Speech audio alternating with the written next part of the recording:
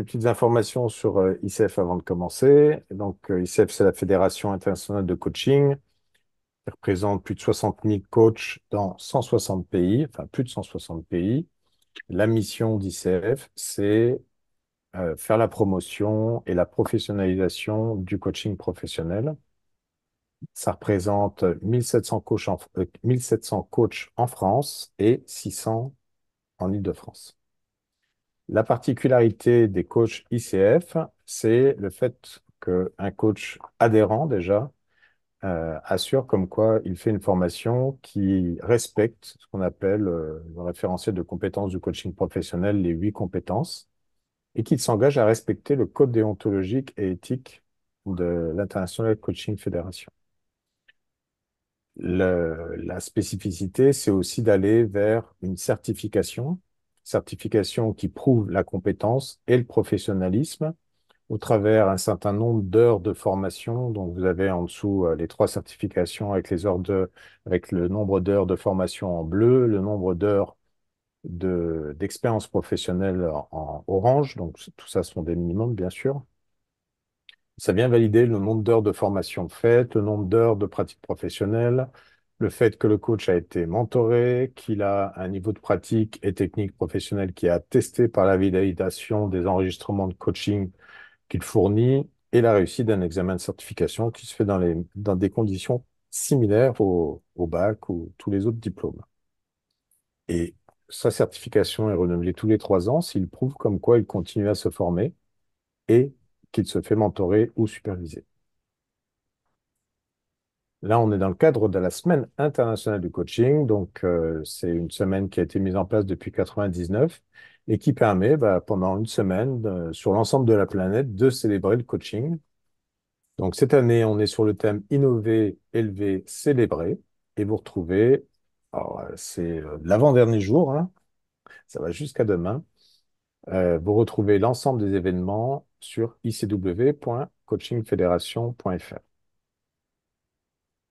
Par ailleurs, on a mis en place tout un ensemble de coaching découverte pour ceux qui ne connaissent pas le coaching, donc d'une durée de 30 à 45 minutes. Eh bien, ça permet effectivement d'expérimenter le coaching professionnel et du coup de voir si effectivement c'est un processus qui correspond à votre manière de fonctionner et qu'est-ce que ça vous apporte de différent de toutes les choses que vous avez fait jusqu'à présent. Pour ça, eh bien, vous prenez rendez-vous avec un des coachs disponibles en fonction des rendez-vous qui sont encore disponibles en allant sur rdv.traft, T-R-A-F-F de François T.com.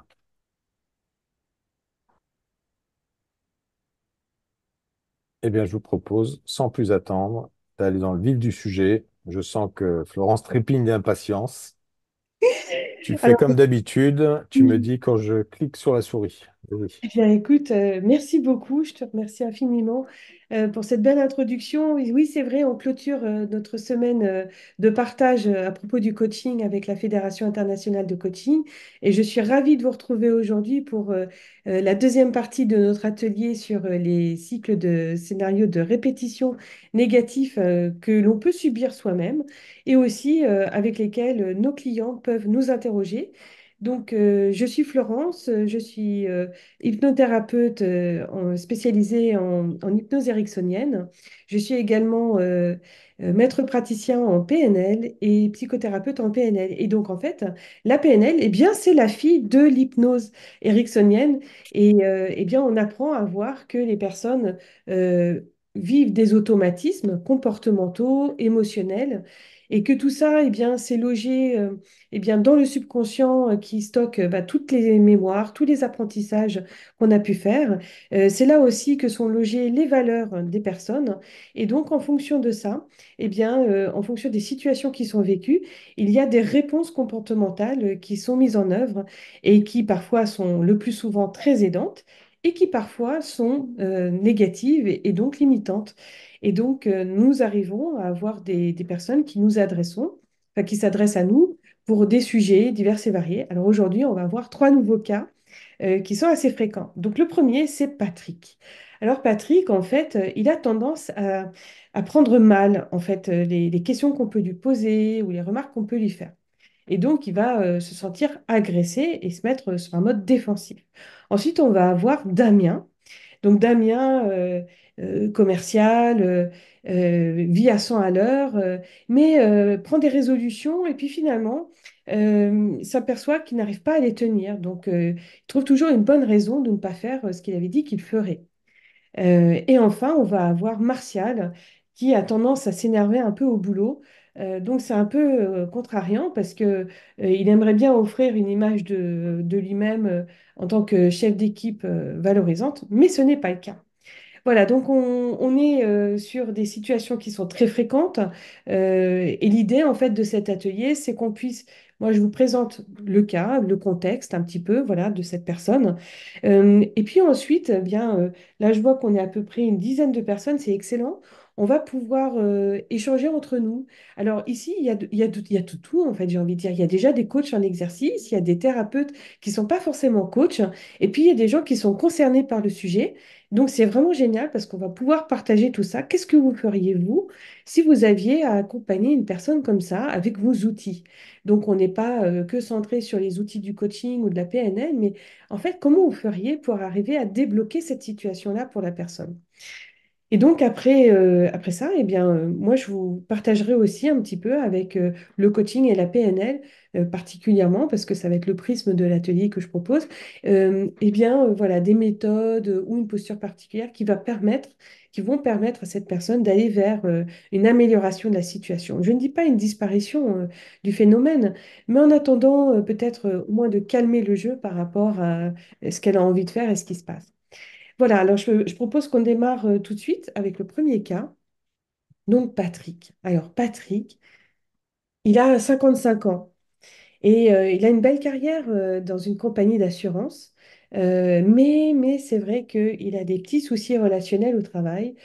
En fait, il se sent un peu attaqué dès qu'on vient lui poser des questions sur ses dossiers, alors qu'il le gère à la perfection, évidemment, hein. Mais quand on lui pose des questions sur comment il a fait, il se sent un peu agressé. Et donc, en fait, il se place tout de suite sur un mode défensif. Et donc, on lui dit qu'il a un mauvais caractère. Voilà. Et lui, il sent que c'est un peu incontrôlable et qu'il se fâche et que ça l'isole progressivement de ses collègues. Parce que, bah, évidemment, pour aller manger à la cantine, on préfère des gens avec qui on peut discuter sans forcément que ça tourne un peu au règlement de compte. Donc, en fait, lui, il devance même les situations d'agression éventuelle en attaquant. C'est-à-dire que comme il est très susceptible, il a peur de commettre des erreurs et de révéler en fait des faiblesses ou des manques chez lui, eh bien voilà, et c'est lui qui va plutôt pointer les erreurs chez les autres en fait. Donc, voilà, il redoute beaucoup le jugement des autres. Il a peur aussi que, par exemple, des personnes moins compétentes ou avec moins d'ancienneté peuvent s'avérer plus compétentes que lui ou meilleures que lui. Voilà, donc, du coup, il se met dans une situation où il est le plus impeccable possible dans ce qu'il fait, ce qui crée quand même une grande tension intérieure. Alors après, sa justification, ça va être de dire, mais écoutez, moi, je suis très exigeant dans ma vie hein, personnelle, dans ma vie professionnelle. Donc c'est vrai, j'ai aussi un haut niveau d'exigence envers mes collègues. Donc voilà. Et puis, bon, comme je fais énormément, je prends quand même pas très bien le fait qu'on vienne me chercher, voilà, qu'on vienne regarder un petit peu mes dossiers comme ça dans le détail. Moi, ça me met mal à l'aise. Alors, à côté de ça, il a aussi une activité dans une association où il tient un journal. Et quand des gens veulent participer en rédigeant des articles, eh bien, il a quand même beaucoup de problèmes à accepter le fait que des articles puissent être bien faits. Donc, il va toujours chercher en fait à retoucher, à relever des petits détails, etc., dans le travail des autres. Euh, à la maison, c'est pas cool non plus. Sa compagne, avec qui il est depuis quelques années, en a un petit peu assez, en fait, de ses remarques. Et puis aussi, voilà, le fait qu'il est aussi très exigeant, un petit peu maniaque. Et donc, du coup, euh, c'est assez souvent conflictuel entre eux. Et c'est vrai que si elle aussi en vient à lui faire des remarques, alors il va se défendre avec beaucoup de vigueur. Voilà, ce qui fait que l'ambiance n'est pas terrible à la maison. Donc c'est pour ça qu'il demande un coaching. Et il dit, voilà, moi, je me sens agressé par les autres. Mais c'est vrai qu'en fait, il ne m'attaque pas forcément à la base. Et donc, je reconnais que parfois j'ai tort de me mettre voilà, sur la défensive. Mais bon, quand même, c'est vrai, il faut voir que j'ai raison, quoi, en fait. Bon, j'ai un petit côté perfectionniste, mais quand même, les autres font pas un travail parfait non plus. C'est pas nickel, il y a quand même des choses à dire. Voilà. Donc ça, c'est Patrick qui est dans des situations où, en fait, là, il demande un coaching relationnel. Voilà. Et donc, il en a besoin parce qu'il sent que de plus en plus, il s'isole et que, bah, il est un peu mal aimé. Donc la question que je vous pose, chère audience, c'est, vous êtes avec une personne comme ça. Qu'est-ce que vous faites? C'est quoi vos trucs et astuces? Alors, est-ce que tout le monde est coach ici? Comment ça se passe pour vous? Est-ce que vous avez une activité d'accompagnement?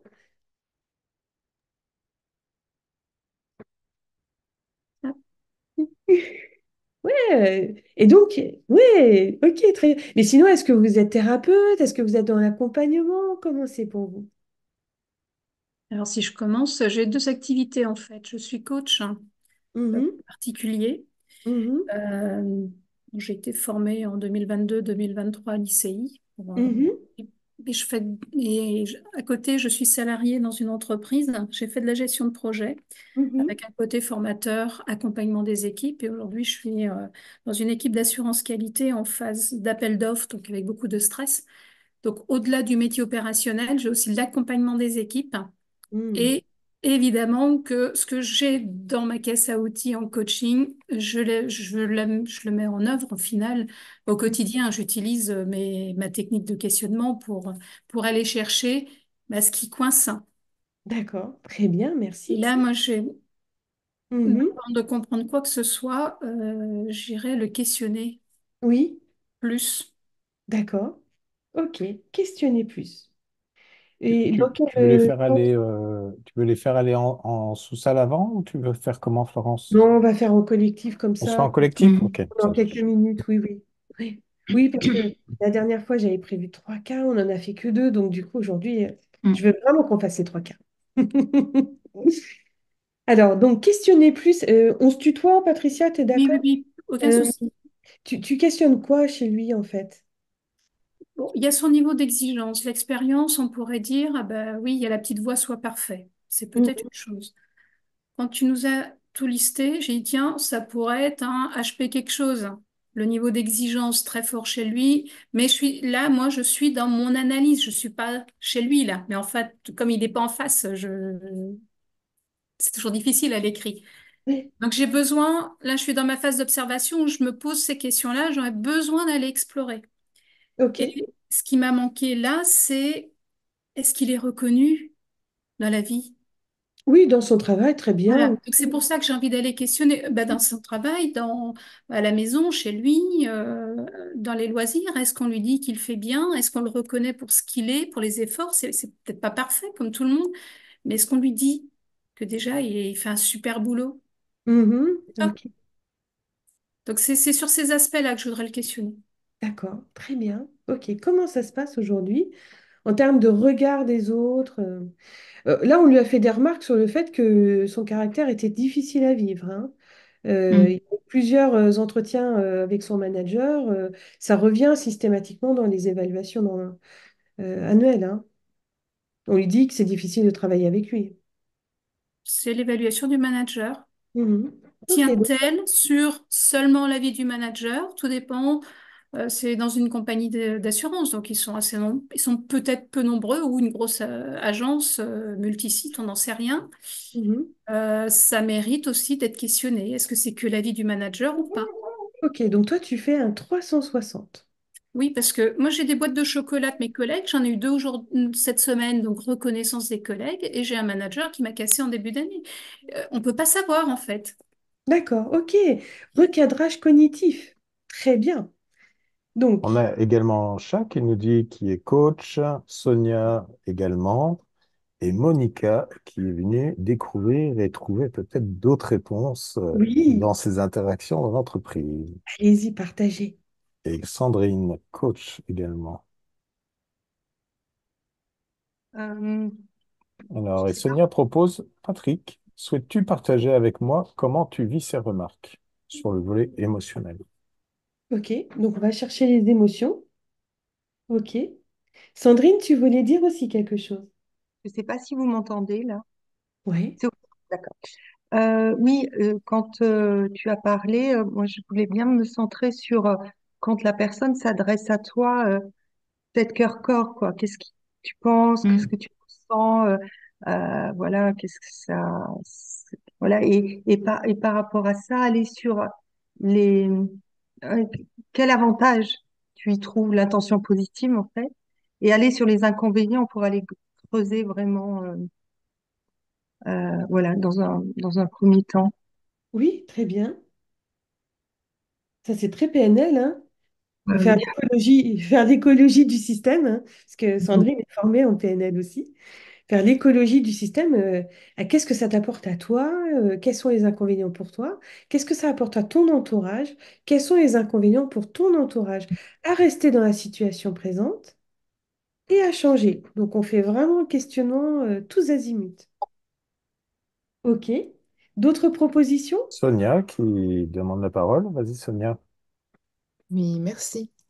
Du coup, je voulais détailler un peu ce que j'ai mis par écrit dans le chat. Oui. Euh, donc oui, en fait, je trouverais intéressant d'essayer de voir comment il vit la situation émotionnellement parlant. Parce que, en tout cas, tel que là, le cas est présenté, euh, je trouve qu'il y a un côté du coup qui est assez mental. Voilà comment il sent, enfin, comment Patrick semble analyser la situation, etc. Et je trouverais ça intéressant de l'amener à exprimer des émotions et pouvoir explorer du coup, est-ce qu'il se sent blessé, enfin, qu'il puisse lui mettre les mots, évidemment, sans euh, moi ou nous, en tant que coach, mettre les nôtres et travailler à partir de ça. Enfin, en tout cas, que ce soit de la matière, parce qu'on imagine bien que ce coaching va s'étendre sur plusieurs séances. Donc, voilà, c'est un des angles intéressants, je pense, à OK. utiliser. Merci Sonia pour ta proposition. De Et rien. Charlotte, oui, bienvenue Charlotte. Oui, bonjour. Oui, moi, je serais assez tentée de lui faire raconter à lui-même un épisode euh, où, euh, enfin, de critique, enfin, le faire un genre de jeu de rôle pour lui demander qu'est-ce qu'il ressent au moment où il est critiqué. Et je lui ferai aussi vivre la même chose quand il analyse le travail d'un collègue et qu'il fait et qu'il va chercher toujours ce qui ne va pas Et en du le coup, faisant revivre son émotion. alors qu'est-ce que tu suggères? Qu'ils se mettent à la place du collègue qui reçoit la critique de Patrick? Ou Les deux, en fait, je lui ferai D'accord. d'abord vivre la situation où il est critiqué dans son travail. Oui. Et puis, en deuxième épisode, je lui ferai également vivre, lui, regardant le travail d'un collègue, voir comment il le regarde, quelles sont ses remarques, est-ce qu'il est capable de voir le côté positif, etc. Et puis discuter avec lui ensuite comme le disait précédemment, je ne sais plus son prénom, pourquoi est-ce qu'il choisit d'avoir cette réaction? Lui faire prendre conscience qu'on choisit toujours ses réactions. Enfin, toujours. Qu'on peut choisir ses réactions. Les C'est en avis sont millisecondes pour du stress quand même, hein. Donc la colère, elle part très vite, hein. On la choisit, c'est l'inconscient qui choisit, hein. Oui, oui, mais ça se travaille. Oui, Oui, mais c'est un là, peu pareil. il n'a pas démarré encore. Non, non, non, bien sûr. Non, non, mais bien sûr, c'est vrai. Alors, dans l'accompagnement, l'objectif de l'accompagnement, bien sûr, c'est d'arriver à mettre de la conscience dans les situations, de voir arriver les situations pour justement pas rentrer dans l'embrayeur émotionnel, celui qui fait démarrer le processus automatique direct, quoi, en fait. Ouais, exactement. Mais je Hein. pense évidemment pas en une séance, mais ça serait intéressant de lui faire prendre conscience que justement tout ça, c'est des mécanismes répétitifs et qu'il peut lui-même avoir des signaux qui voient que ça se déclenche, hein. Tout à fait, c'est exactement ça. Alors, les gens arrivent avec de la conscience que c'est répétitif, qu'ils sont dans un engrenage, qui n'ont pas de choix en fait. Ils sont un peu experts de leurs problèmes, hein, ils en Oui, parlent très très bien, hein.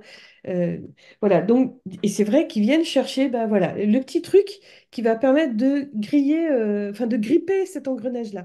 Sonia a levé la main, tu voulais partager. Oui, il y a quelque chose d'autre qui me vient, mais là, je vais plus le formuler sous forme de question pour toi, si on peut se tutoyer. Bien sûr. Euh, En tout cas, moi, ce qui m'intrigue sur la situation de manière globale, le fait qu'il se sente agressé, que ce soit répétitif dans différents cercles, je pose l'hypothèse qu'il doit y avoir une origine, une ou plusieurs, donc dans son historique de vie. Et du coup, là, je me demande dans quelle mesure c'est intéressant d'aller le questionner, ou de manière directe ou de manière indirecte, peut-être en disant, mais est-ce que tu arrives à resituer dans le temps quand tu as commencé à avoir ce type de réaction dans ces situations? Et là, peut-être qu'il va évoquer tel épisode qui s'est passé quand il était ado. Donc là, on se dit, ah d'accord, donc là, il y a quelque chose qui est assez ancien. Ah oui, et puis il y a aussi eu cette fois où mon père m'a dit que. Ah d'accord. Enfin, et comme ça, en fait, recomposer pour pouvoir trouver l'origine et du coup, peut-être l'aider à commencer à détricoter. Par Oui. exemple, s'apercevoir que si ça émane de la vie personnelle, voire familiale, essayer de voir dans quelle mesure il peut décorréler et faire en sorte que ça n'influe pas ou que ça ne continue pas à influer sur sa vie de couple, sur sa vie professionnelle. Voilà. Ok, Ce donc type de questionnement, voilà, je pense, pourrait permettre de gagner en conscience sur l'origine pour que progressivement, il puisse aller traiter cette origine. Et ça va se traiter potentiellement dans la suite du coaching. Peut-être va-t-il s'apercevoir qu'il a un enjeu thérapeutique et aller à cet endroit, mais ça va le permettre d'avancer, il me semble. exactement. Merci pour ta proposition, Sonia. Alors, juste pour préciser les choses, en coaching vraiment strict, hein, nous, l'origine des causes, enfin l'origine des problèmes, etc., c'est pas trop le sujet. Parce que je vais vous dire un truc, on se raconte quelque chose au niveau conscient. C'est-à-dire qu'on se donne des explications conscientes à un symptôme qu'on vit présentement, qui nous embête. Et on s'est donné une histoire à ce sujet. On s'est donné une narration, un narratif qui permet de se donner voilà, des bonnes justifications à avoir son problème. Mais en réalité, et c'est pour ça qu'on fait de l'hypnose, ah ben, on sait très bien que la solution n'est pas au niveau conscient et que la solution, elle est au niveau subconscient, là où tout a été enregistré et que ben, finalement, des raisons pour lesquelles on fait ce qu'on fait, on a ce qu'on a, on vit ce qu'on ressent, etc., ça peut être des milliards de possibilités dont on n'a même pas conscience. Donc, pour faire simple, on s'en fout. Mais c'est vrai que c'est quand même intéressant s'il y a eu un événement un peu traumatisant, peut-être de revenir particulièrement là-dessus. Ça, c'est sûr, parce que là, c'est très emblématique. C'était le déclencheur. Avant, il n'était pas comme ça. Depuis cet événement, il est comme ça. OK. Mais sinon, si c'est un truc qui est installé depuis longtemps, j'ai envie de vous dire les raisons pour lesquelles ils font ce qu'ils font. Au niveau conscient, en coaching, c'est pas possible. C'est pas possible parce qu'en fait, on va revenir sur un mental, en fait, qui va donner des explications et qui sont pas forcément justes. Bon, alors, franchement, merci pour tous vos partages. Oui, Patricia. Yep, si je peux me permettre, hein, j'ai eu un cas, c'était quelqu'un qui tombait dans le triangle de Cartman systématiquement, sauveur, systématiquement, systématiquement. Je suis restée dans le conscient, enfin, je suis restée dans le questionnement, et à un moment donné, la personne a pris conscience, elle est devenue livide, j'ai rien posé comme question, c'était la meilleure des questions, c'était le silence. Il y a juste bah, la posture, j'ai eu un haussement de sourcil qui l'a encouragée à continuer, et elle m'a dit, comment tu sais? Et là, j'ai dit, qu'est-ce que je vais découvrir? Parce que c'était pas Normalement, je ne devais pas faire du coaching, je devais faire du mentoring. Donc, j'étais même hors la loi, mais quand on a quelqu'un qui arrive, faut déjà prendre la bassine et l'éponge, et on fait comme on peut, en fait. Hmm, Et en fin de compte, ça datait d'un mode d'éducation de sa mère qui ne l'a pas reconnu, qu'il a toujours couvé, bichonné, protégé, mais pas reconnu. Et une fois qu'elle a pris conscience de ça, c'est vraiment la première rencontre, ou la deuxième. C'est reparti parce qu'elle a pris conscience. Après, elle a avancé sur ce chemin-là toute seule. Donc, c'est difficile de dire c'est pas pour nous. il y a des fois, on a des belles surprises. Oui, oui, bien sûr. Mais ce que je veux dire, c'est que euh, ça ne, ça n'est pas forcément nous le parti pris qu'on a d'aller rechercher le pourquoi des choses. Voilà. Mais bien sûr que les gens le donnent spontanément, ou que parfois ça émerge et que c'est un super insight, c'est une super prise de conscience. Bien Après, sûr, c'est ce que tu fais avec ça, maintenant que tu le connais. Et là, ça, on peut repartir sur le futur. exactement. Alors, je propose de passer au partage de quelques outils que moi j'utilise. Alors déjà, effectivement, euh, qu'est-ce que ça veut dire le fait de se sentir agressé comme ça, d'être menacé par ce que les gens peuvent dire? Ben, peut-être que en fait, ce Patrick, il a besoin de réussir. Il a besoin de réussir chaque chose qu'il fait et pour se valider en tant que personne. Donc en fait, il nourrit une anxiété de performance. Et donc, lui, le fait de se mettre sur la défensive, c'est ce qui lui permet de juguler son anxiété et donc de se protéger par rapport aux menaces qui proviennent de l'extérieur, c'est-à-dire les gens qui viennent lui poser des questions ou les gens qui viennent lui faire des feedbacks. Et donc, ça s'est mis en place sous forme de scénarios répétitifs. Du coup, il s'est quand même mis un idéal très très élevé en termes de perfection, donc inaccessible. Donc, comme c'est inaccessible, il sait très bien, c'est un imposteur à l'intérieur de lui par rapport à cet idéal de perfection. Donc, quand on vient le chatouiller, bah, il a peur que ce soit révélé au grand jour et donc d'être pris en défaut. Et c'est ça que, par anticipation, c'est ce qui l'amène à se défendre avant même d'être attaqué. Voilà. Donc, pour ne pas être mis en situation de devoir confesser, en fait, qu'il y a un truc qui va pas bien avec lui.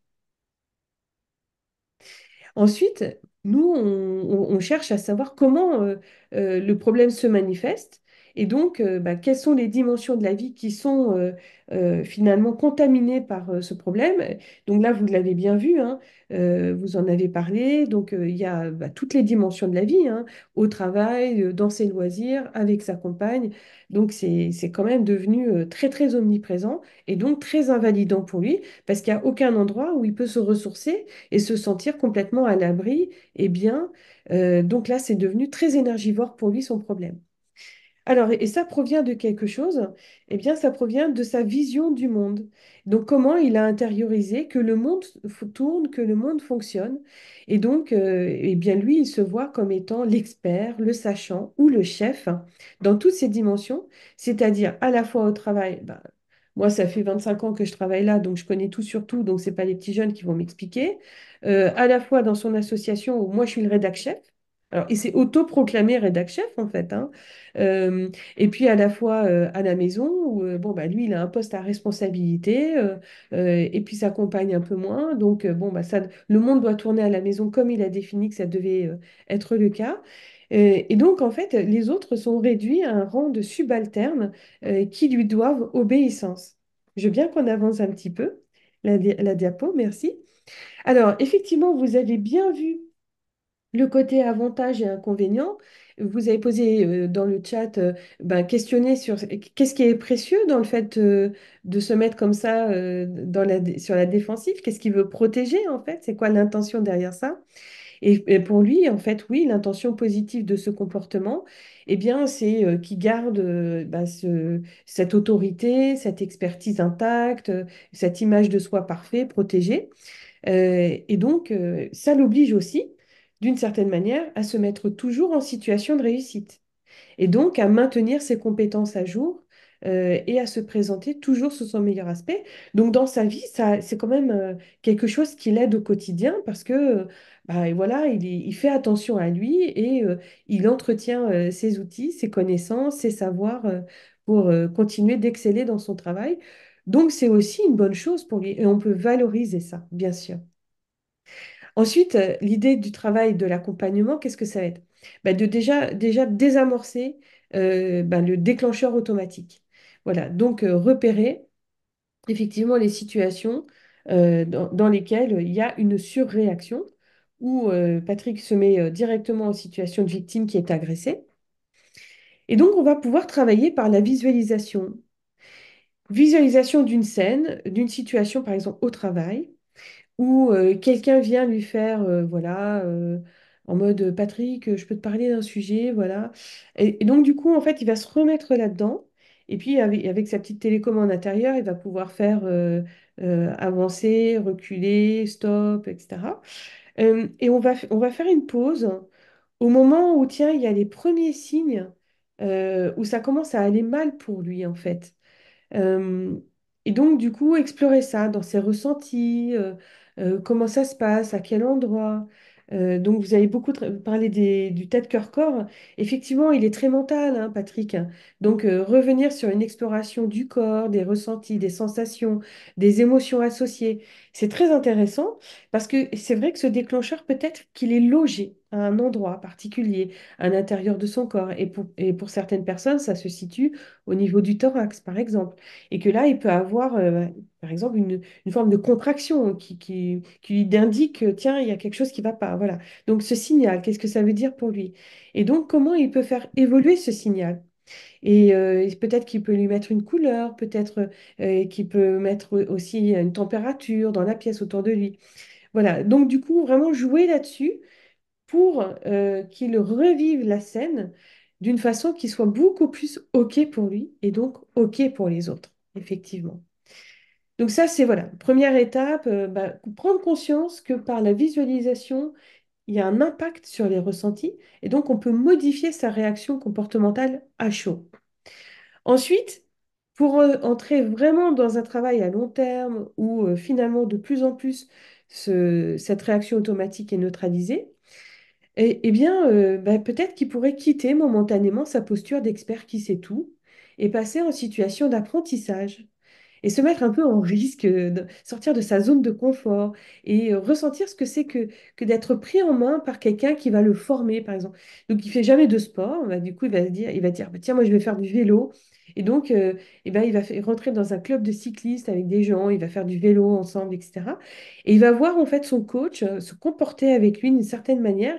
Du coup, peut-être que ça va modéliser aussi quelque chose de nouveau pour lui et que ça va lui apprendre peut-être un peu plus la bienveillance, peut-être un peu plus l'encouragement, et moins le côté cache des choses ou le côté très tatillon, etc.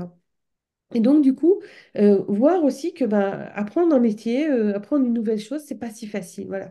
Revenir à quelque chose de plus, voilà, où il est dans une situation lui-même de découverte et d'apprentissage, de tâtonnement. Et ensuite, vérifier ces modèles d'excellence. C'est-à-dire qu'en fait, lui, il a intériorisé des portraits types dans sa vie où à chaque fois, il doit être à un certain niveau. Et donc, ce qu'on peut faire avec lui, alors là, c'est un travail vraiment très de déclinaison concrète de valeurs, où là, on peut avancer la slide parce que j'ai préparé un petit tableau. Là, on va demander à Patrick de faire un petit tableau. Un tableau dans lequel il va mettre son rôle professionnel. Donc, qu'est-ce qu'il doit, lui, en tant que comportement professionnel? Qu'est-ce qu'il doit faire? Ben, il doit étudier des dossiers, il doit rédiger des documents de réponse pour des clients, il doit faire respecter les engagements de la compagnie d'assurance, etc. Et donc, comment il veut, lui, se ressentir quand il est en train de faire tout ça? Je vais être calme, je vais être bien, je vais me sentir en confiance, je vais être bienveillant envers mes collègues. Ok, très bien. Ou je vais être bienveillant envers les clients, pas leur faire la morale, etc. Ok, très bien. Donc, quand c'est ne pas faire la morale, décris-moi avec des mots positifs ça. Je veux tourner mes phrases d'une façon diplomate. Voilà, ça c'est bien. Et après, donc, au quotidien, les comportements. Décris-moi les comportements qui vont être utiles pour incarner ça, cette bienveillance, pour incarner ce calme. Et voilà. Et donc, du coup, bah, ça va être peut-être poser plus de questions à mon collègue, écouter quand mon collègue vient me trouver, etc. Et on va lui demander de faire pareil pour lui quand il est dans son association, avec son journal, et pareil pour lui quand il est avec sa chérie à la maison, pour la vie quotidienne. Voilà. Et donc, en fait, ça va lui donner sa boussole, son mode d'emploi, le kit de survie pour avancer tous les jours vers des situations. Comme il est analytique, ça pose pas de problème. Parce que ça, c'est un métier, ça, c'est une petite activité qui va beaucoup lui plaire. Et du coup, comme il est très dans la règle, la loi, ça va devenir son code de conduite, son code d'éthique. Ça va être très bien pour lui. Voilà, on en a fini avec Patrick. On va passer à Damien. Alors, Damien, il est exceptionnel. Moi, Alors, j'avais juste une petite question, là, le 5, le point 5, en fait, c'est des tâches que tu lui fais faire entre les deux séances. tu peux, oui. Ah, enfin, parce que autrement, c'est Oui. hyper lent. Bon. Bah, ça dépend Ouais, de ton c'est la conjoint. question que je me posais, oui. Oui.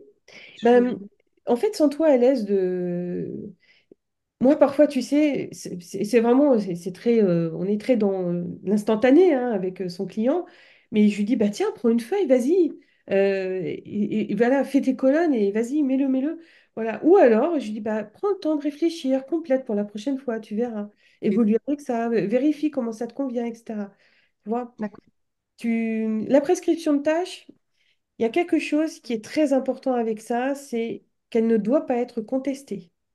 Oui. Vous l'amenez dès le départ, oui. Elle ne doit pas être remise en question par la personne à qui tu confies la tâche. Donc, il faut vraiment que ce soit quelque chose de... Tu vois, il doit y avoir une force d'évidence là-dedans pour que tu sois très légitime à prescrire la tâche.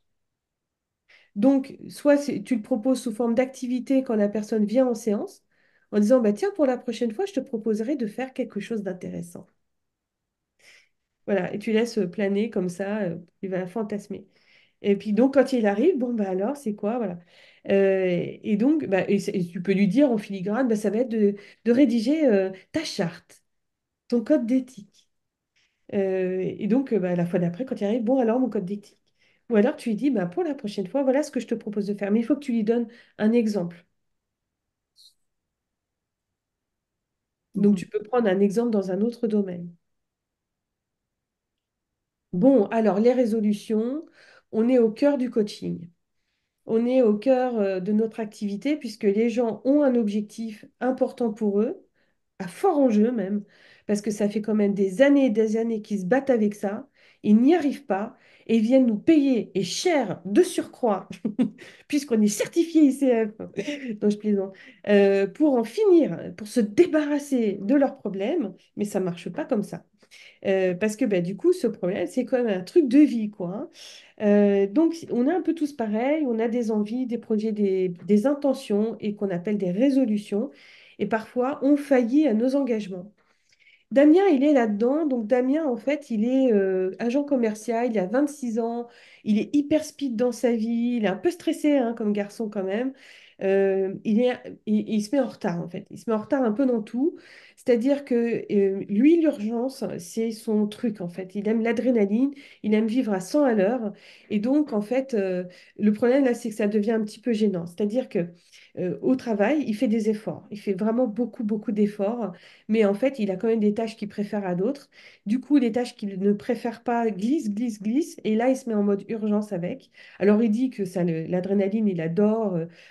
Comme ça, du coup, ça libère aussi pas mal de créativité chez lui. Enfin, ouais, il se trouve plein de trucs géniaux pour expliquer que voilà, il s'y met à la dernière minute. Mais en fait, le problème, c'est que, il a accumulé quand même énormément de retard. Et ça le décourage, en fait. Donc, il a une pile qui s'amoncelle et ça le décourage. Donc, il ne sait pas trop où il en est sur ses différents objectifs. Quand il a des choses à faire, il se donne toujours des bonnes raisons de ne pas les faire. Euh, à la maison, c'est aussi un peu le... Il dit c'est Bagdad. Chez moi, c'est Bagdad. Donc, vous imaginez un peu le chaos à la maison. Donc, il n'y a rien de rangé. Euh, Ses papiers administratifs, il ne sait pas trop où ils sont. Enfin, voilà. Donc, c'est vraiment... il est assez négligent, en fait, avec ça. Aussi dans sa vie personnelle, alors quand ses copains, bah, ils sont habitués à ses retards systématiques. Hein. Il a au minimum 2 heures de retard. Il dit oui à des trucs, puis finalement il n'y va pas. Enfin voilà, donc il est un petit peu aléatoire, le garçon quand même. Alors, euh, quand on lui demande bah, pourquoi, parce qu'il sait qu'il a quelque chose à faire qui est important pour lui. Et il décide donc de façon très consciente de ne pas le faire tout de suite. Et donc, du coup, qu'est-ce qu'il va répondre à ça? Il dit, bah, en fait, j'ai l'impression que ça me fait gagner du temps et que ça me fait gagner un peu de la liberté pour moi. Par exemple, quand je rentre le soir, tard, bah, moi, j'ai envie de me reposer, quoi. J'ai pas envie de ranger ma chambre ou j'ai pas envie de ranger mon salon. J'ai besoin de souffler, j'ai besoin de récupérer du temps pour moi. Donc, voilà, c'est ma manière à moi de me ressourcer. Donc, il y a un bénéfice immédiat à tout ça. Et donc, en fait, bah, je vais ressentir à un moment donné, à l'intérieur de moi, quand ce sera bon pour que je m'y mette. Mais c'est pas toujours tout de suite. Et puis surtout, il ne faut pas qu'on mette la pression avec ça, hein. Voilà. Donc, vous voyez, il a un vrai, vrai besoin de liberté. Donc, il supporte pas les contraintes. Et puis après, bah, du coup, il est un peu en mode urgence, hein, parce que quand il y a papa et maman qui viennent pour lui apporter des trucs, bah, là, il faut ranger vite, vite son intérieur, parce que c'est vraiment crade, là, pour le coup. Alors, il comprend bien que, il est devenu le jouet bah, des contraintes, des obligations, que s'il s'organisait mieux, il pourrait faire des choses plus intéressantes, parce qu'il a plein de projets dans la vie aussi, mais que du coup, ben, finalement, ce comportement a pris le pouvoir sur lui et qu'il est mal avec ça. Et que ben, surtout, il se sent un peu découragé, l'impression qu'il ne va pas pouvoir arriver à faire grand-chose. Alors, vous auriez un jeune Damien comme ça, qu'est-ce Hmm. que vous feriez avec lui? Peut-être que vous en avez déjà eu, déjà rencontré.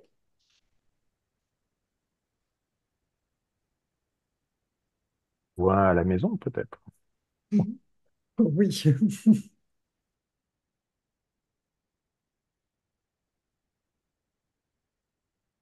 Alors, Patricia, tu as levé la main? Ouais, eh ben, je vous montre pas mon bureau, hein, ni le reste de la cuisine, ni par exemple. Besoin de liberté. Il y a des choses qui traînent. J'irai voir du côté des valeurs, s'il n'y a pas une valeur travail. Parce que j'ai cru comprendre, tu m'as dit qu'il travaille bien. Enfin, c'est quelqu'un qui est Oui, dynamique et tout. Donc, oui. j'irai voir du côté de sa valeur travail, si elle lui met pas la pression de manière inconsciente. T'as pas fait ça, t'as pas fait ça. Et plus il aura cette petite voix intérieure, t'as pas fait ça, t'as pas fait ça, bah oui, la pile, il va avoir l'impression qu'elle monte. Et il Mhm, passera encore moins à l'action, ça va faire effet boule de neige. Donc je pourrais travailler sur les valeurs. mhm. J'irai voir aussi, quand il fait autre chose à la place, qu'est-ce qu'il va chercher comme satisfaction. Évidemment, derrière, il y a les émotions, c'est qu'est-ce que tu ressens derrière, qu'est-ce que tu vas chercher. Mais c'est quelle satisfaction tu vas chercher, quelle est ta stratégie. L'intention positive du comportement. Exactement. OK. On n'a pas tout Moi, à fait le j'irais. même jargon, donc Ça, c'est pour ça que bah, j'ai c'est tant la d'attendu. PNL. La PNL, en fait, tu sais, on a tendance à se blâmer pour les comportements négatifs. Hum, Du coup, les gens arrivent en disant, mais débarrassez-moi de ce démon à l'intérieur de moi, j'en peux plus, etc. Ils se sentent mal avec ça. En fait, la PNL a un regard tellement bienveillant là-dessus, en disant, mais c'est normal que tu fasses ça parce qu'en fait, à l'intérieur de toi, il y a une partie qui fait quelque chose et qui est très important pour elle. Donc, quand elle fait cette chose-là que tu réprouves, mais c'est parce que c'est au service de quelque chose qui est très important pour elle. Et cette chose-là, bah, c'est une valeur. Et donc, tu vois, c'est une partie de toi qui a ça. C'est pas tout toi. hum. Donc, tu n'es pas que un être mauvais totalement. C'est juste une partie de toi qui défend quelque chose de très important pour elle à travers ce comportement. C'est parce que voilà, elle a compris ça comme ça, elle le fait comme ça. Mais si on va lui donner le choix, bah, elle pourra le faire différemment, tout en satisfaisant le même besoin à l'intérieur.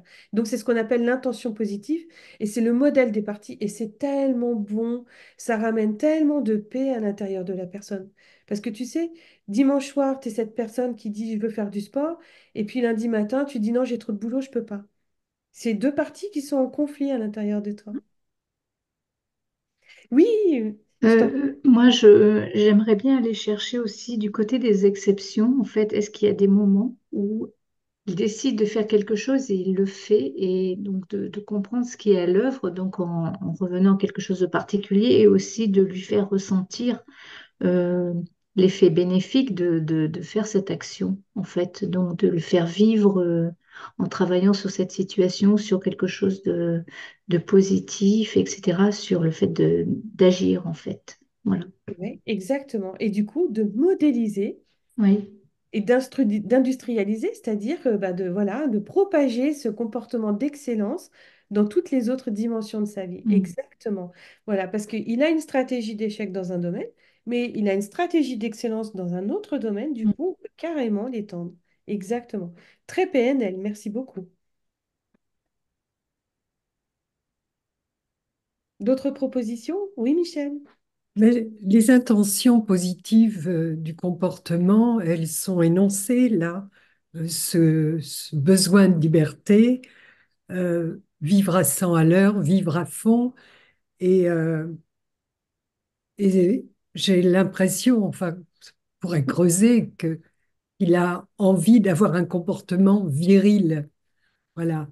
Et tout ça, ça pourrait être, il pourrait le formuler pour trouver un réconfort. Mm. Ok.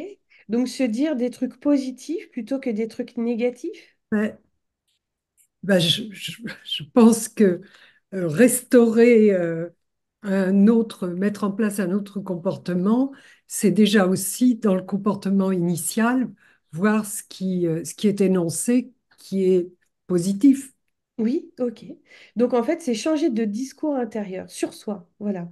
Donc arrêter de se condamner, mais voilà, valoriser en fait ce qui est présent et ce qui fonctionne bien à l'intérieur de ça. Tout à fait. Ça a déjà été évoqué, hein.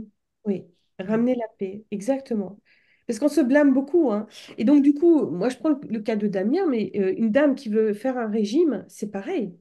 Quelqu'un qui dit, moi, je vais arrêter de me mettre en colère après mes enfants, c'est pareil, hein. On est à chaque fois sur un comportement qui empêche la bonne résolution de s'incarner, en fait, de se matérialiser tous les jours. Est-ce que vous avez d'autres propositions à faire? Sinon, je passe à la présentation. Non, c'est Deux bon? Si. propositions. Ah, On a pardon, excuse-moi. Patricia et Charlotte. Je Allez, laisse Et Charlotte parce que Sonia. j'ai déjà parlé. alors vas-y, Charlotte. Moi, je me demandais si on pouvait pas, à partir des exemples positifs qu'on a vus tout à l'heure, hein, lui proposer un petit exercice qu'il choisirait lui-même, c'est-à-dire quelque chose qu'il a envie de faire dans la semaine et qu'il essaye de... Est-ce qu'il a envie d'arriver à l'heure à ce rendez-vous ou bien d'aller au bout de telle chose et qui se fixe juste un objectif, hein, et qu'il s'accorde à lui-même un petit bonus, quelque chose dont il a envie, de s'acheter un truc ou de prendre manger quelque chose qu'il aime, enfin, qui est euh, comme une récompense parce qu'il peut le faire, quelque chose d'accessible, hein, pour créer des automatismes de façon un peu ludique, hein. Exactement. Alors, j'apprécie énormément ta proposition. On est exactement voilà, dans la mise en place d'une nouvelle habitude avec récompense systématique. Systématique au démarrage, hein. Donc, on prévoit d'avance la récompense et quand on le fait, on se la donne direct. C'est pas un peu infantilisant, moi c'est ça qui me gêne toujours un peu dans l'histoire de la récompense. Non, non, parce que le cerveau, alors rapidement, en fait, le cerveau comprend très bien en fait la récompense. Et donc, c'est comme ça qu'on éduque les enfants, c'est comme ça qu'on éduque aussi les animaux. Ça fonctionne très bien. Par exemple, il y a Mhm. aussi l'inverse de la récompense, c'est la sanction. Imaginons qu'à chaque fois qu'il a un petit élastique au poignet et que à chaque fois qu'il arrive en retard, il se claque l'élastique sur le poignet, ça va lui envoyer une sanction, ça va envoyer quelque chose de très désagréable. Ça peut court-circuiter aussi le comportement. D'accord. C'est ce que tu as, Moi, Patricia? j'en ai un, il s'appelle Nos CPR. Je ne critique pas, je ne me plains pas, je ne râle pas, si je peux me permettre. Et donc, à Dans chaque une fois, formation de neurosciences que je l'ai. Et à chaque fois que je me surprends, mais généralement, c'est pas moi qui me surprends, ce sont mes amis bienveillants qui me piègent aussi quelquefois, qui me poussent dans l'erreur, enfin en équipe, ça arrive très souvent. Mais j'ai prévenu les gens de la démarche, et si quelqu'un me surprend à râler, à me plaindre, à bougonner, hop, j'analyse ce que j'allais chercher au moment où c'est arrivé. Qu'est-ce qui s'est passé? C'est quoi ma frustration? Et une fois que j'ai fait cette analyse-là, je change de poignet. Mais seulement une fois que j'ai analysé le contexte et ce que j'allais chercher comme satisfaction. Et les satisfactions, on est tous dopés à la dopamine, hein. C'est pas la peine de chercher. On court tous après au quotidien, tout le temps, tout le temps, tout le temps. Donc oui, les récompenses, et c'est ça, c'est pour ça que je voulais prendre la parole. Parce que dans ce qu'il n'aime pas faire, parce que dans la procrastination, ça veut dire qu'il prend plaisir à aller justement chercher autre chose.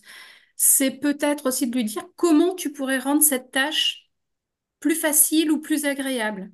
Plus facile parce qu'il y a la notion d'effort C'est qui est pas mal. aversive, donc peut-être la couper en deux ou en trois, donc l'amener à réfléchir à ça. C'est peut-être une nouvelle box. Ou peut-être, ben, si c'est de la paperasse qui l'intéresse pas, le ménage ou autre, il met la musique à fond.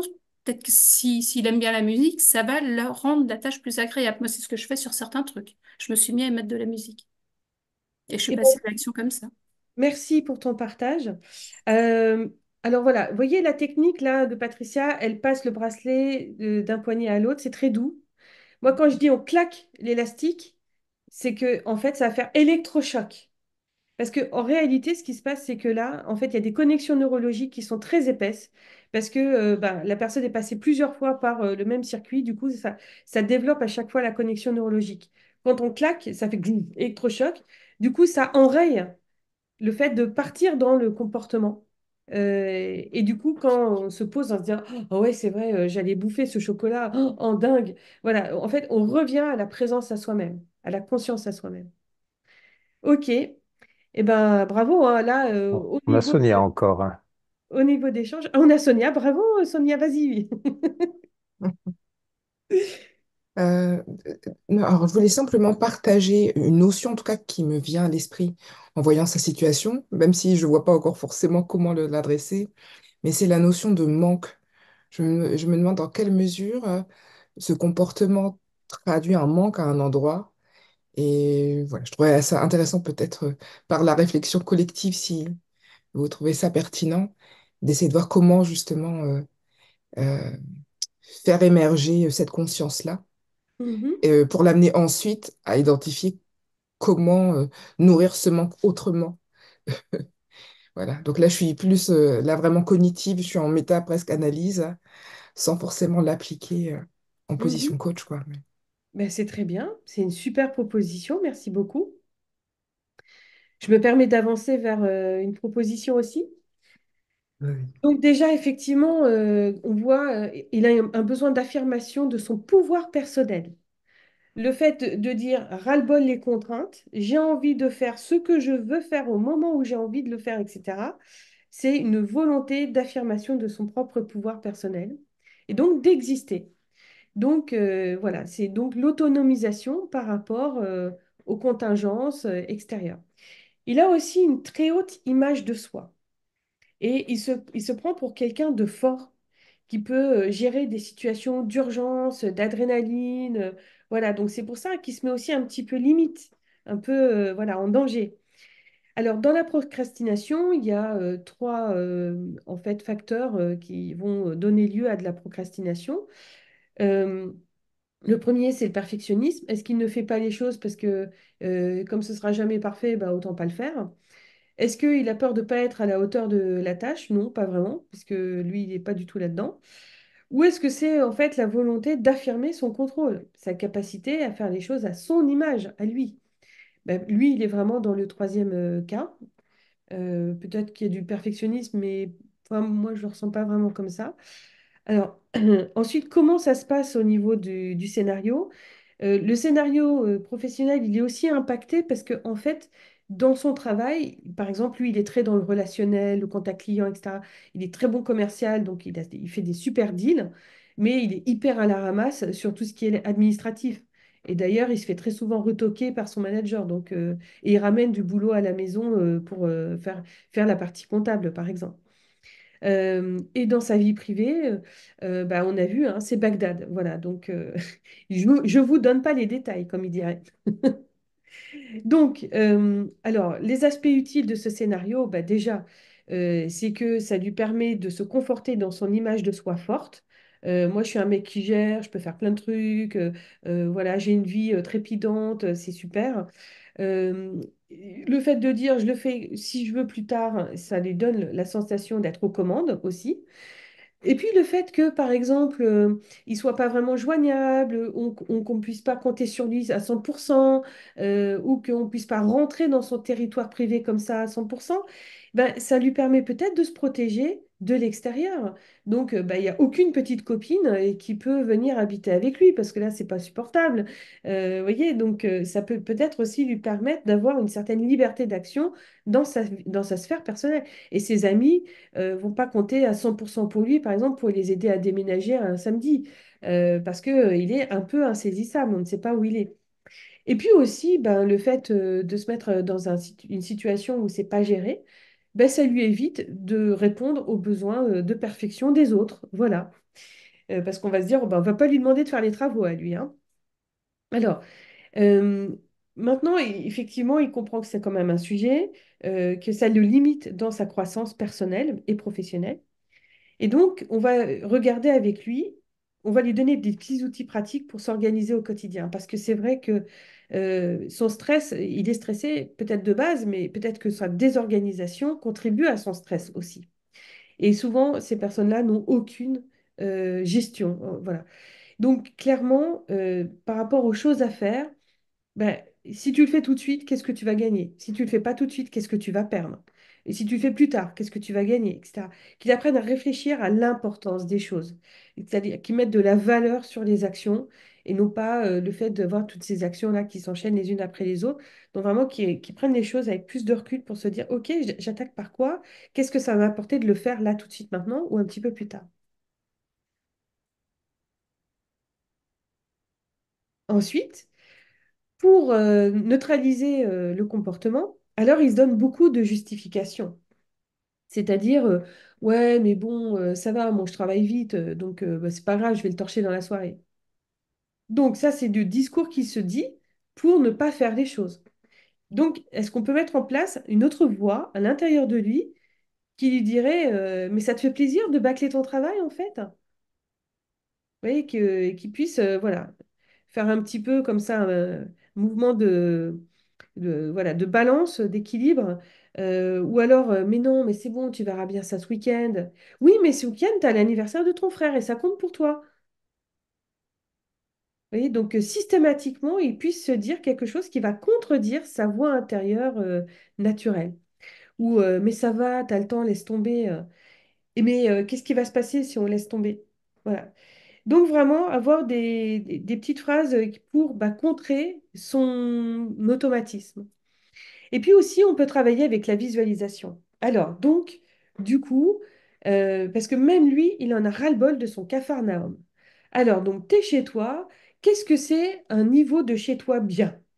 Donc, vas-y, décris-le, ferme les yeux, comment tu te sens, quand c'est bien comme ça, c'est quoi les couleurs, comment sont posées les choses, comment est l'atmosphère, et toi sur ton canapé, t'es comment, etc.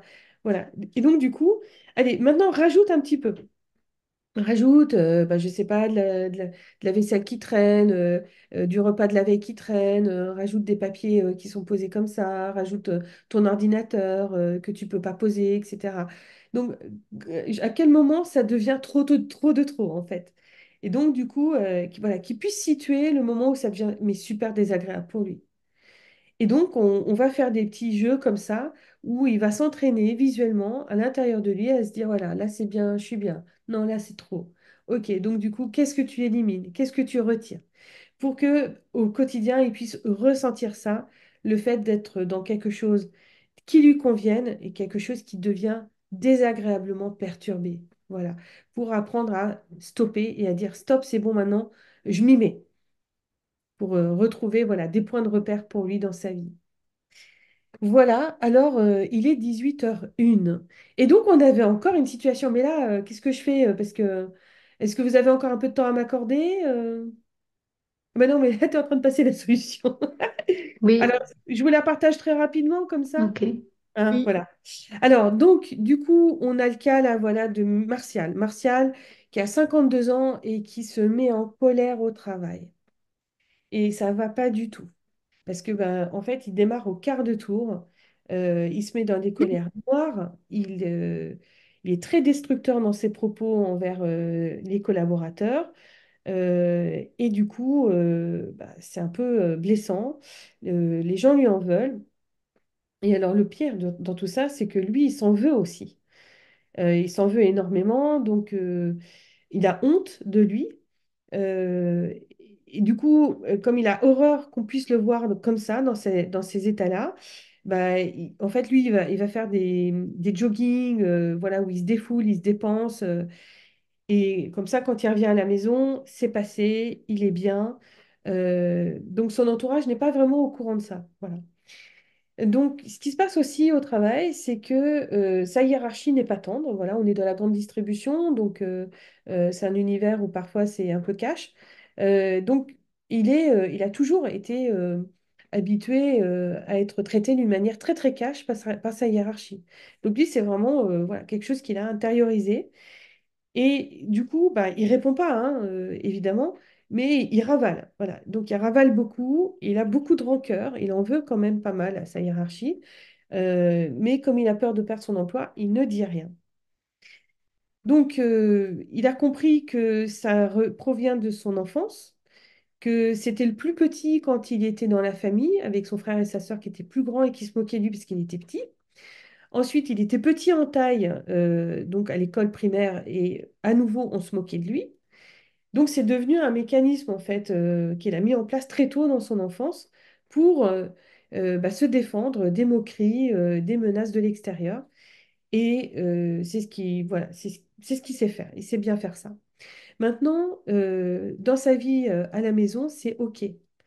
Il s'est trouvé une femme avec qui ça se passe bien, avec ses enfants, ça va, il ne se met pas en colère. Parce que pour lui, l'harmonie au sein de la famille, c'est très important, c'est sa valeur, et il fait tout pour préserver ça. Donc, du coup, je vous partage ma solution. Comment on ferait? Alors, du coup, l'idée, c'est de voir que bah, cette colère, cette agressivité et les excès, c'est la réponse en fait à la peur qu'il a qu'on se moque de lui et donc à la menace que ça fait peser sur lui.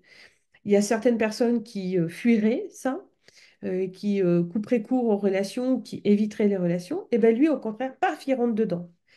Voilà. Alors donc, en fait, quel est le déclencheur? Eh bien, c'est la différence entre ce qu'il voudrait qu'il se passe et ce qu'il se passe dans la réalité. Donc, en fait, il y a une règle, il y a une norme, bah, comme pour Patrick tout à l'heure, hein, où les choses doivent être faites à ce niveau-là. Et quand on n'est pas à ce niveau-là, paf, ça part. Donc, pourquoi ça part? Ben, c'est parce qu'il y a une règle qui est enfreinte. Et donc, c'est l'enfant intérieur qui est blessé, qui se réveille. Et lui, cet enfant, il ne connaît que le langage de la colère. Il n'a pas l'intellect, en fait, il est que dans l'émotion. Et son émotion de base, eh ben, c'est la colère. Donc, c'est ça qui sort. Du coup, qu'est-ce qui se passe une fois qu'il s'est mis en colère? Il a bien compris que ça valait rien de se mettre en colère, qu'on n'était pas puissant, qu'on n'était pas efficace. Donc il s'en veut et il constate qu'il est faible en fait, qu'il n'a pas su gérer la situation en tant qu'adulte correctement. Donc il entretient une colère intérieure envers lui-même et qui lui fait ressentir de la honte et donc on est dans la haine de soi. Donc vous voyez que c'est un scénario qui est quand même très lourd en fait à porter. Donc deuxième chose, on va regarder bah, où se passe le problème. Est-ce qu'il s'est propagé à toutes les dimensions de sa vie? En fait, non, là, c'est que dans la dimension professionnelle. Et ça correspond en fait à quelque chose qu'il a intériorisé, c'est l'autorité. Comment l'autorité s'incarne. Lui, il reproduit ce qu'il a vu, en fait. Il fait du mimétisme par rapport à la dimension de leader d'équipe, de manager d'équipe. Donc, dans son parcours professionnel, il a été managé voilà, de façon très dure, avec des propos blessants, de l'humiliation, et ça continue encore. Donc lui, il a intériorisé le modèle du manager comme étant quelqu'un qui brise et donc bah, du coup qui peut manifester de la colère et pour qui c'est OK en fait. Donc lui, il reproduit ça. L'intention positive du scénario, qu'est-ce que c'est? Eh bien, c'est de faire respecter, de se faire respecter. Il y a un besoin. Quand il était petit, on se moquait de lui, donc il n'était pas respecté. Donc pour lui, se mettre en colère, c'est défendre son droit à exister. Et à chaque fois que voilà, il sent que il y a quelque chose qui est de l'ordre du manque de respect, donc manque de respect par rapport à une règle égale manque de respect par rapport à lui, eh bien il se met en colère. L'intéressant là-dedans, c'est qu'il se sent mal. Il est dans un mal-être énorme après une situation comme ça. Donc, c'est un signal qui lui indique qu'il est allé trop loin et c'est ce qui va lui permettre de redéfinir des limites. Et donc, l'autre chose aussi très intéressante, c'est qu'il fait très bien la différence entre la vie professionnelle où ça se passe comme ça et la vie personnelle où il y a du respect, il y a de l'harmonie, il y a de la paix. Donc, il y a quand même une référence, un endroit où ça se passe bien et où il peut se ressourcer aussi par rapport à ça. Donc, c'est cool. On avance un peu. Comment faire pour l'aider? Donc, alors, bah, l'idée, c'est de, vous voyez, c'est d'appuyer sur le bouton pause. on va dérouler le film au ralenti et puis on va appuyer sur le bouton pause pour éviter de partir dans l'emballement émotionnel. Parce que voilà, la colère, c'est parmi les émotions une des plus fortes. Ce n'est pas la seule. Il y a des émotions positives aussi très fortes, comme par exemple la joie ou l'amour, ça peut être très fort. Mais effectivement, le problème de la colère, c'est que elle consomme énormément d'énergie. Donc, ce qu'on va faire, c'est que eh bien, il va se remettre dans une situation un peu fréquente, emblématique, là. Et dès les premiers signaux d'apparition de la colère, eh bien, on va lui demander d'appuyer sur pause. Voilà, on va figer l'image et on va faire explorer mentalement, comme ça. Donc, il ferme les yeux, puis quelle serait la meilleure version de cette scène-là, en fait, pour que ça se passe bien pour toi? Qu'est-ce qu'il faudrait qu'il se passe? Et du coup, en fait, voilà, on va futuriser ensuite, on va le faire vivre cette situation pour le mieux, toujours dans l'imaginaire, mais ça rentre toujours dans le corps et il verbalise comment il se sent quand ça se passe bien comme ça dans le futur. Ce qui crée la possibilité pour le cerveau que ça existe pour de vrai. Ensuite, pour neutraliser durablement le programme, eh bien, on va lui proposer non plus d'être le chef d'équipe, dans son service, dans son entreprise, mais d'être un consultant extérieur. Et donc, d'analyser un peu les situations froidement au quotidien. Donc, c'est plus toi, en fait, c'est un autre toi, voilà, qui est payé pour donner des conseils à la boîte. Et donc, est-ce que quelqu'un comprend ce qui se passe, en fait, là-dedans, quand les gens se parlent? Ils se font des reproches, mais quel genre de reproches ils se font, en fait? Quel est le motif de cette conversation pénible que les gens ont. Euh, quelles informations sont nécessaires pour mieux comprendre la situation? Qu'est-ce qui empêche d'avoir une vision claire du sujet, là? Et quelles suggestions tu fais, toi, pour sortir du problème? Vous voyez? En fait, on lui donne une autre dimension, et c'est cette dimension méta, voilà, qui va lui permettre, en fait, de juger beaucoup plus à froid de la situation. Merci Sonia, hein, je comprends que vous ayez besoin de partir, évidemment. Et puis après, on va aussi lui proposer de ne jamais traiter les situations à chaud. Alors moi, j'adore conseiller la lecture de Thich Nhat Hanh, La colère. C'est un petit livre qui vaut 7 euros. C'est un livre guérisseur, vraiment. On comprend, voilà, ça aide à vraiment faire passer cette émotion quand soi-même on est un peu prisonnier de ça. Et Thich Nhat Hanh, au tout démarrage de son ouvrage, dit un très très bon conseil. Il dit voilà, en fait, quand on a un sujet avec quelqu'un, on lui envoie une petite lettre ou un petit message, un mail, et on lui dit, cher Jonathan, je t'apprécie beaucoup, je suis désolée de ce qui nous arrive, je te propose d'en discuter vendredi. Donc, si la situation s'est passée mardi, on propose d'en discuter vendredi. Voilà, pour ne jamais quitter une semaine sans avoir réglé ses problèmes. Et aussi parce que pendant ce temps-là, entre mardi et vendredi, ben, chacun va pouvoir repenser de façon plus consciente, parce que la colère n'est jamais bonne conseillère, à la situation et pouvoir entrer dans une dimension plus d'échange et de coopération pour trouver des solutions ensemble. Voilà, donc en fait, Martial, trouve-toi 3 bonnes raisons de ne pas répondre ici et maintenant à cette personne. Martial, trouve-toi 3 bonnes raisons de pouvoir discuter de façon OK, OK avec cette personne. Et trouve-toi 3 bons objectifs pour ta discussion de vendredi avec cette personne. Voilà, qui s'entraîne à faire ça. Et aussi qui donne 3 bonnes choses positives à la personne en face de lui, qui lui réattribue des propriétés et des capacités humaines.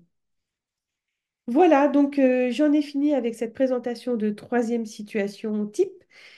Moi, ce qui m'intéresserait, c'est que on puisse faire un tout petit tour de table là, enfin tour d'écran de comment vous avez vécu cet atelier, avec quoi vous repartez.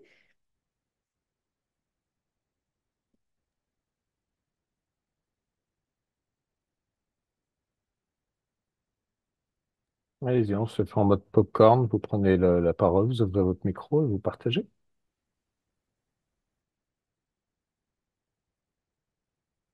Je veux bien. Je vais peut-être un peu me répéter par rapport à lundi. Néanmoins, moi, ça me fait vraiment du bien et je le ressens au-delà de la structuration qui, merci, hein, ça permet de revoir d'avoir un chemin, quoi, voilà, avec des étapes. Moi, ça me fait vraiment du bien recontacter euh, voilà, ces exercices, ces questionnements PNL, vraiment. Et je me posais une question, tu es aussi analyse transactionnelle parce qu'on parle beaucoup d'OK, de scénario. Moi, j'ai fait la base, donc je me dis, il y a un mélange des deux. J'entends un peu ça. Oui. En coaching, on utilise beaucoup l'analyse transactionnelle. Mhm. Oui. Oui. Donc, tu mélanges, enfin, voilà, il y a les deux, quoi, dans ces écrits. Et ces des grilles de lecture, ça nous aide énormément. L'analyse transactionnelle, c'est très puissant pour les conflits interpersonnels, Mhm. intrapersonnels.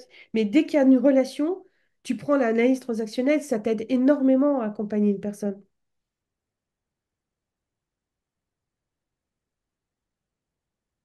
Quoi d'autre? Qu'est-ce que vous avez envie de partager?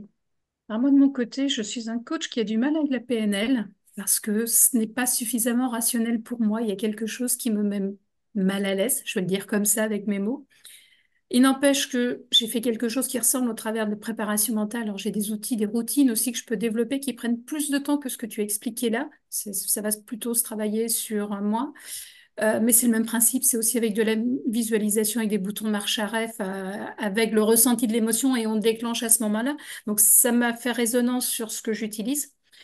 Euh, Après, je suis un peu déformée maintenant par les neurosciences, donc je vais, plutôt qu'aller chercher l'émotion en tant que telle, c'est dans le déroulé, dans ce que la personne va me décrire dans son contexte, je vais déjà voir, percevoir ce qu'il allait chercher et ce qui s'est passé au moment de la frustration. Donc je vais avoir des clés de lecture un peu différentes. Mhm. Donc mon questionnement, il va être différent aujourd'hui. Bien sûr. Mais c'est super intéressant parce que de toute façon, tous les chemins mènent à Rome et on y arrive tous, quoi, par des chemins différents. Oui, c'est pour ça que j'ai vraiment voulu qu'on puisse partager sur nos approches. Parce Mm. qu'il n'y a pas une seule et bonne méthode pour accompagner quelqu'un. Et c'est vraiment intéressant et enrichissant, je trouve, même si on n'est pas thérapeute, de dire, bah, tiens, moi avant j'avais ce problème, là j'ai un peu progressé. Voilà, et donc du coup, bah, comment t'as fait, quoi? Et Mm. nous, ça nous aide. C'est un éclairage qui est vraiment important, intéressant. D'autres partages? Moi, je vais. Vas-y. Ah, pardon, non. Pardon. Moi, je retiens le mot visualisation parce que c'est revenu à plusieurs reprises. Moi, j'avais fait une initiation à la PNL, mais du coup, ça m'a permis de me rappeler ces étapes-là avec effectivement mettre de la lumière, du son, des choses comme ça pour permettre à la personne de revivre, d'expérimenter des choses un petit peu différentes en fait. Voilà. Oui, Merci. merci beaucoup. Oui, on joue beaucoup avec son esprit. Oui, mais Charlotte? moi, oui, bah, je vais dire un peu comme les autres, c'est-à-dire qu'on a tous nos méthodes et je trouve que c'est très intéressant d'enrichir, de regarder comment les autres pratiquent pour pouvoir le faire au mieux en fonction des cas et j'ai trouvé ça extrêmement riche. Merci beaucoup. Merci beaucoup. D'autres partages? Alors, moi, je veux Oui, bien. Oui. J'apprécie énormément ces ateliers. Je suis assez admirative par le déroulement du questionnement et les différentes voies pour aider la personne. Donc, c'est quelque chose que je ne connais pas bien. Moi, j'ai une voie spirituelle, je veux dire ça comme ça. Et à chaque fois, dans ces personnes, ces cas évoqués, moi, je voyais combien les qualités basculaient de façon très pénalisante pour la personne en défaut. Et, et cette tentative d'équilibre dans la réponse apportée me satisfait beaucoup. Voilà. Donc, je ne veux dire que ça. Et merci. Merci. Tu veux dire, en fait, on mélange l'ombre et la lumière, hein, c'est ça?